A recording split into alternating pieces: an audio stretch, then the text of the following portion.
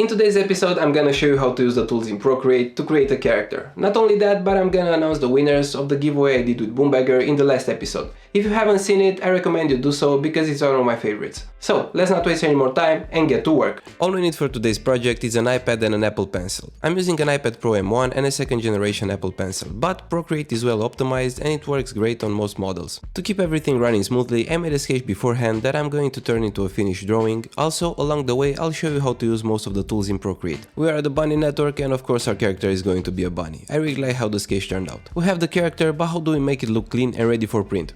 We'll tap on the brush icon on the right side. For the sketch I use the peppermint brush because it looks and it feels like a regular pencil. I gotta say this is my to-go brush for sketches. For today's drawing I'm going to use monoline. It's the perfect brush if you want a consistent outline throughout the drawing. If you tap the brush a new menu will appear. Here we can change how the brush behaves. On the left we have many options, but I'm interested in stabilization. As you can see it's the second from the top. I'll tap it, then select the slider and increase the percentage. This will make the brush move much more smoothly. I'll save it and move on to the outline. It's pretty straightforward. I'll tap the wrench icon, then search for Edit Drawing Guide. After that, I'll look for Symmetry located at the bottom of the screen. This mode places a vertical guideline in the middle of your canvas. So any drawing you do on one side of the canvas will be mirrored in real time on the other side. It's pretty nice, you can move and rotate this guide to create mirror results at a specific angle. This will help us move more faster because we only need to draw half of the drawing. Another cool feature that Procreate has, it is the Quick Shape function. More specifically, when you draw a circle or another shape, if you hold the pencil down for a moment, it will automatically create the shape. It's a very useful feature and I use it often in combination with this brush because I can get perfect lines. We got the outline, let's structure the project. On the right we have the layers section where I'll add 2 more layers. For this I'll tap the plus sign twice. If we tap on the outline layer, we'll see a menu with more options. Here we can change everything related to this layer. We can rename it, duplicate it or even mask it. But I'm interested in the reference option at the bottom. From here we can also activate or deactivate the mirror mode on the selected layer. Done with the layers, now I'll show you how the selection works. Tap on the S-shape icon, a menu with more options will appear at the bottom. Now automatic is selected. To show you how the reference function works, I'll turn off the outline layer, then I'll select any other layer. After that, we'll go back to the select section. If we select using the automatic mode, any part of our drawing will be visible as a selection on any other layer, not just on the outline layer. It's very useful when you want to separate your colors. Once selected, we can do anything within our selection limits, allowing us to use all the tools available such as draw, erase or smudge. The automatic mode selects the entire area with a single tap. You can change the selection threshold with your finger. It's set to 100% so everything is selected. If you lower the threshold, now we can select only the areas within or outside the outline. Since you lower the threshold, we can select any element in the drawing with a single tap. If you accidentally select something wrong and want to go back, it's very simple. Just tap with 2 fingers to undo. The next selection mode is freehand. The freehand mode allows you to manually draw the selection by tracing a line. Once the object is selected, we can transform it however we want. We can enlarge it, make it smaller, rotate or move it. The next mode in our menu is rectangle selection. As the name suggests, this mode allows you to make quick selection in the shape of a rectangle. And finally, our last mode is ellipse selection. The ellipse mode does the same thing as a rectangle, only in the shape of a circle. Okay, now we're done with the selection. Let's tap on the magic wand icon next to selection. Okay guys, here we have the adjustments menu where I'll show you what I use most often. Starting with hue,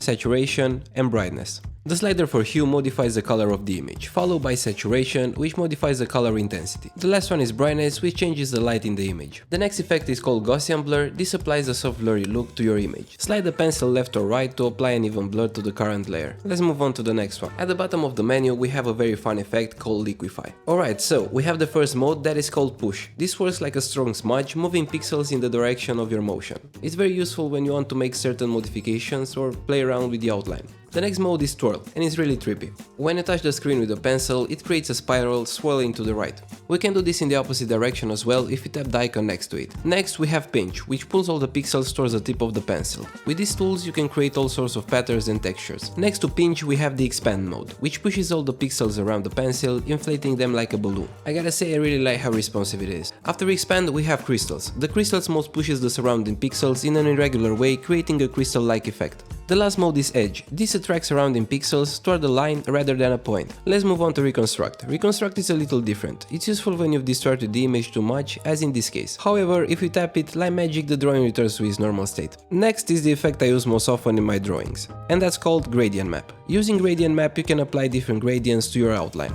Procreate offers you some options, but if you want you can create your own gradient. It's pretty simple. Just tap and edit the colors. I usually use this to change the outline color to any color I want. Alright guys, those are the effects I use most often when I'm drawing. I hope you like this kind of video and I cannot wait to hear your thoughts in the comment section below. As you can see, Procreate offers many interface options designed to fit any workflow when adjusting the colors of your drawing. When you first stop on the color panel, you will see the color wheel by default. The color wheel has an outer ring of hue around an inner disk of saturation. From here we can choose how dark or light the hue we want to use in our drawing is. It's pretty simple and satisfying. Let's put our pencil down for a bit and zoom in on the inner disk. This will enlarge it. It will help us be much more precise when searching for the color we need. Let's move on to the next mode. The classic mode is a traditional approach to color selection, just like in Photoshop. The next mode is called Harmony, and it gives you complementary colors based on the hue you've selected. It's very useful when you want to know what colors match well together. Let's move on to the value mode. The value mode provides precision sliders along with numerical and hexadecimal values. Those are ideal for precise color matching. The last mode is called palettes, and it gives you access to color sets. Procreate includes several standard palettes, also you can import palettes and create new ones. If you want to replace a color, all you need to do is hold down until set current color appears. If you want to create another palette, tap the plus button, then the first option, create new palette. It's that simple. This will create an empty palette where you can place all your colors. To save the current color, just tap on an empty space in the newly created palette. This way I ensure I have the same colors everywhere. If you want to delete one of them, hold down until delete swatch appears. Earlier I set the outline layer as a reference layer. This will help us a lot now. This function is very useful for artists who want to keep the outline and the colors separate. If you select the active color and drag it inside the outline, it will fill perfectly. I'm going to use color drop threshold to control how much the color spreads. The higher the threshold, the more the drawing will be filled. After filling with color, there's an option at the top that says continue color drop. With this option on, you don't have to drag the active color every time you want to fill a space. It's super simple. All you need to do is select the color you want and tap where you want it to be filled. I gotta say, this mode helps you experiment quickly with colors, giving you many options to choose from. So that's pretty much everything for color. Let's have some fun.